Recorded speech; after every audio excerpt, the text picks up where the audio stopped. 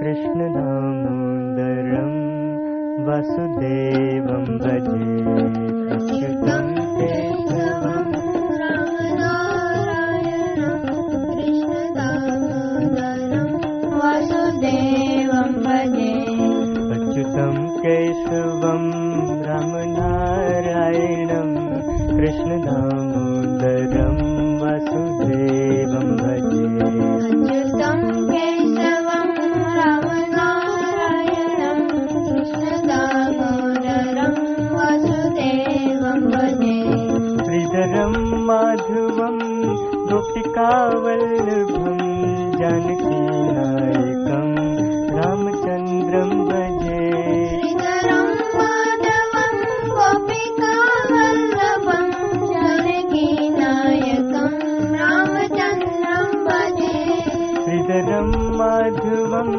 गोपिकावल्लभं जानकीनायकं रामचन्द्रं भजे श्रीधरं माधवं गोपिकावल्लभं जानकीनायकं रामचन्द्रं भजे अच्युतं केशवं रामनारायणं कृष्ण दामोदरं वासुदेवं भजे अच्युतं केशवं रामनारायणं कृष्ण दामोदरं वासुदेवं भजे अच्युतं केशवं रामनारायणं कृष्ण दामोदरं वासुदेवं भजे अच्युतं केशवं रामनारायणं कृष्ण दामोदरं वासुदेवं भजे श्रीधरं माधवं गोपिकावल्लभं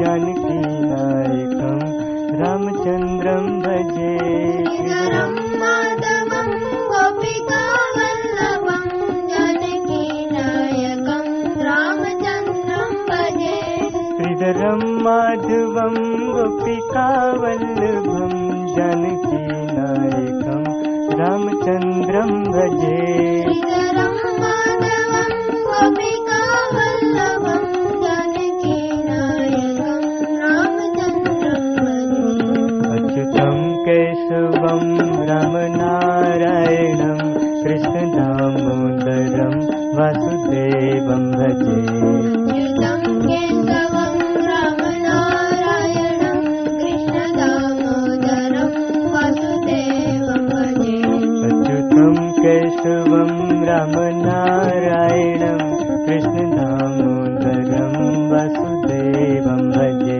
अच्युतं केशवं रामनारायणं कृष्ण दामोदरं वासुदेवं भजे श्रीधरं माधवं गोपिकावल्लभं जानकीनायकं रामचन्द्रं भजे श्रीधरं माधवं गोपिकावल्लभं जानकीनायकं रामचन्द्रं भजे श्रीधरं माधवं गोपिकावल्लभं जानकीनायकं रामचन्द्रं भजे श्रीधरं माधवं गोपिकावल्लभं जानकीनायकं रामचन्द्रं भजे अच्युतं केशवं रामनारायणं कृष्ण दामोदरं वासुदेवं भजे अच्युतं केशवं रामनारायणं कृष्ण दामोदरं वासुदेवं भजे अच्युतं केशवं रामनारायणं कृष्ण दामोदरं वासुदेवं भजे अच्युतं केशवं रामनारायणं कृष्ण दामोदरं वासुदेवं भजे अच्युतं केशवं रामनारायणं कृष्ण दामोदरं वासुदेवं भजे अच्युतं केशवं रामनारायणं कृष्ण दामोदरं वासुदेवं भजे श्रीधरं माधवं गोपिकावल्लभं जानकीनायकं रामचन्द्रं भजे श्रीधरं माधवं गोपिकावल्लभं जानकीनायकं रामचन्द्रं भजे श्रीधरं माधवं गोपिकावल्लभं जानकीनायकं रामचन्द्रं भजे। श्रीधरं माधवं गोपिकावल्लभं जानकीनायकं रामचन्द्रं भजे। अच्युतं केशवं रामनारायणं कृष्णदामोदरं वासुदेवं भजे। अच्युतं केशवं रामनारायणं कृष्णदामोदरं वासुदेवं भजे। अच्युतं केशवं रामनारायणं कृष्णदामोदरं वासुदेवं भजे। अच्युतं केशवं रामनारायणं कृष्णदामोदरं वासुदेवं भजे।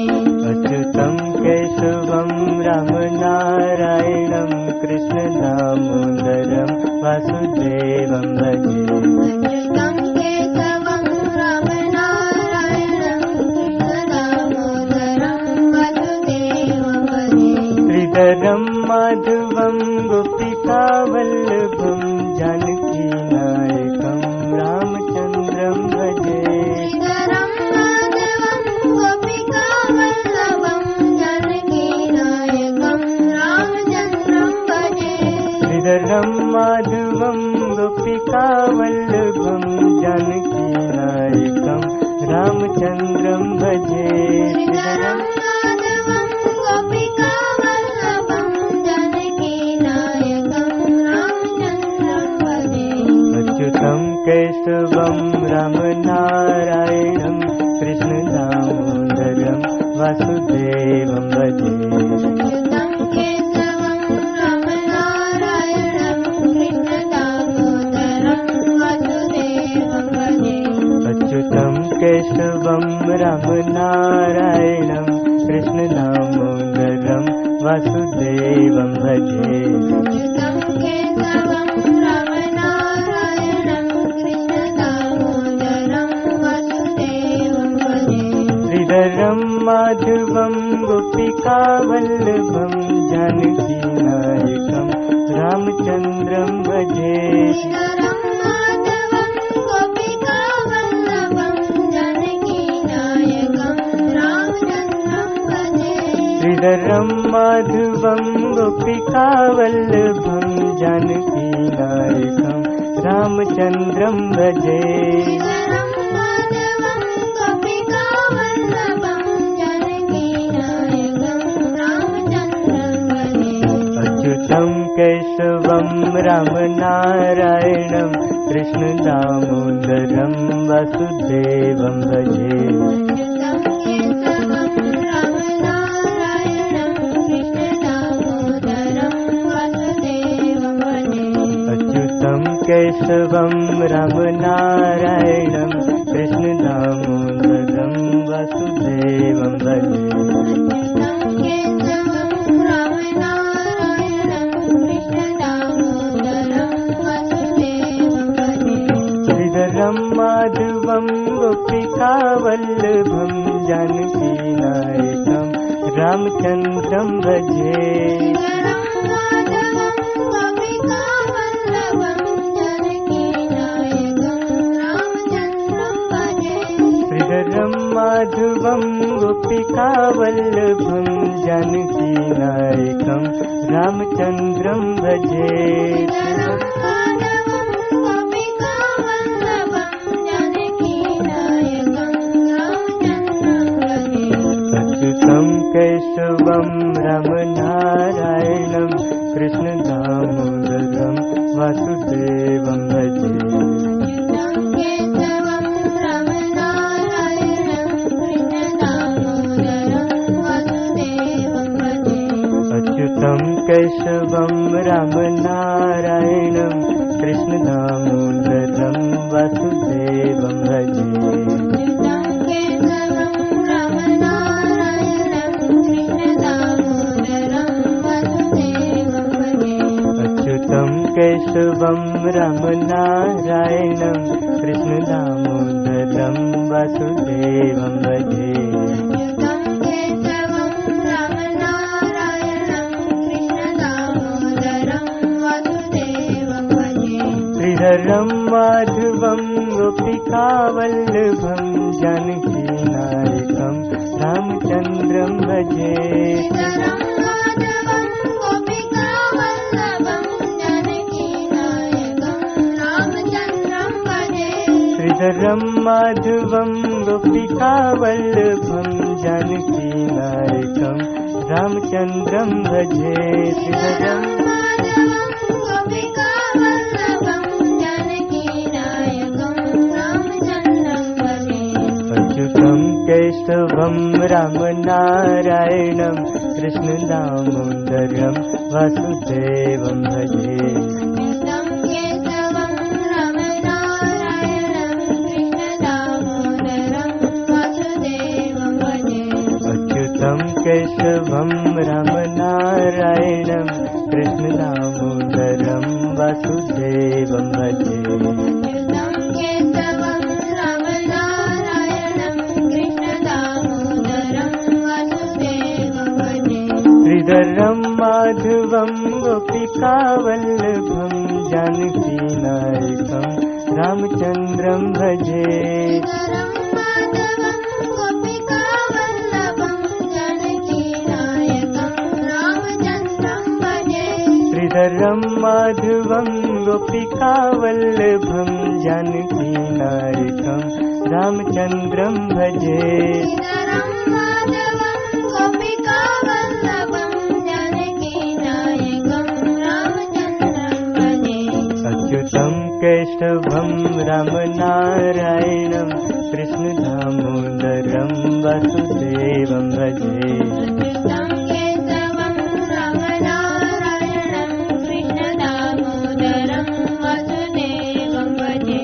अच्युतं केशवं रामनारायणं कृष्णदामोदरं वासुदेवं भजे अच्युतं केशवं रामनारायणं कृष्णदामोदरं वासुदेवं भजे श्रीधरं माधवं गोपिका वल्लभं जानकीनायकं रामचन्द्रं भजे श्रीधरं माधवं गोपिका वल्लभं जानकीनायकं रामचन्द्रं भजे श्रीधरं माधवं गोपिका वल्लभं जानकीनायकं रामचन्द्रं भजे श्रीधरं माधवं गोपिका वल्लभं जानकीनायकं रामचन्द्रं भजे अच्युतं केशवं रामनारायणं कृष्णदामोदरं वासुदेवं भजे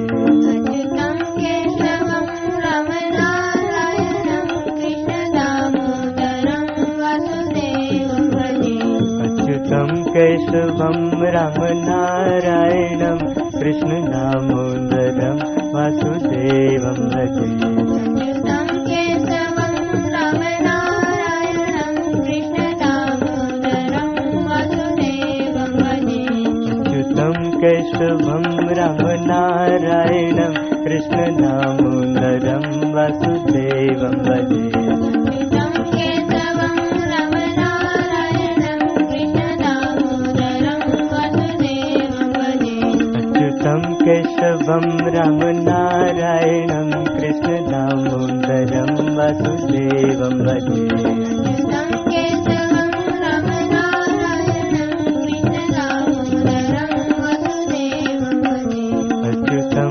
केशवं रामनारायणं कृष्णदामोदरं वासुदेवं भजे अच्युतं केशवं रामनारायणं कृष्णदामोदरं वासुदेवं भजे अच्युतं केशवं रामनारायणं कृष्णदामोदरं वासुदेवं भजे